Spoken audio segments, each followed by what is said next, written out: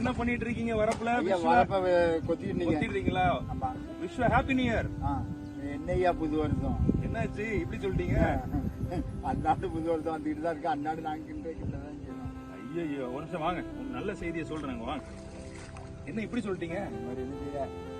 நீங்க உங்களுக்கு நல்ல செய்தி ஒண்ணு சொல்லட்டுமா? உங்களுக்கு மாத்திரம் கிடையாது, இத பாக்குறவங்களும் சொல்ல போறேன். சரி. இன்னைக்கு நீங்க வெறுமையா கொத்திட்டு இருக்கீங்க நினைக்கிறீங்க தானே? வனாந்தரமா இருக்கிறத போல நினைக்கிறீங்க தானே? இந்த வருஷம் ஆண்டவர் உங்களுக்கு மேய்ச்சலை தரப்போறார், நன்மையை தரப்போறார். நீங்க இதுவரைக்கும் வனாந்தரத்தையும் வெறுமையை மட்டும் தானே பாத்துட்டு இருந்தீங்க. இன்னைக்கு ஏசப்பா விசுவாசிச்சீங்கன்னா ஆமேன்னு சொல்லுங்க. ஏசப்பா நிச்சயமா உங்க வாழ்க்கையில மேய்ச்சலை தரப்போகிறார். பிரியமான தேவ பிள்ளைகளே, இந்த வார்த்தை நிச்சயமா உங்களுக்கு ஆசீர்வாதமா இருக்கும். ஒருவேளை 2025 எப்படி இருக்க போகுது? 2024 ஒன்னையும் பார்க்கல, நிறைய வாக்குத்தத்தங்களை கேட்டோம், ஆனா ஆண்டவர் நடத்தினார். ஆனாலும் இன்னும் ஒரு நன்மையை பார்க்கலன்னா, இன்னைக்கு நான் உங்களுக்கு ஒரு தீர்க்க தரிசனமா சொல்றேன்.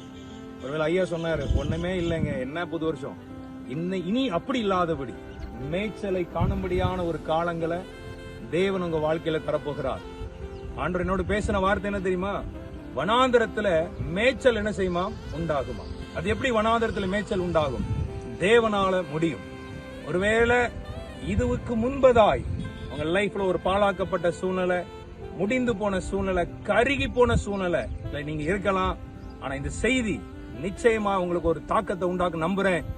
உங்க வாழ்க்கையில் இருக்கிற எல்லா பாழாக்கப்பட்டவைகள், வனாந்தரத்தின் பாதைகளை கர்த்தர் என்ன செய்ய போகிறார்? மாற்றி உங்க லைஃப்ல ஒரு பெரிய செழிப்பை தரப்போகிறார்.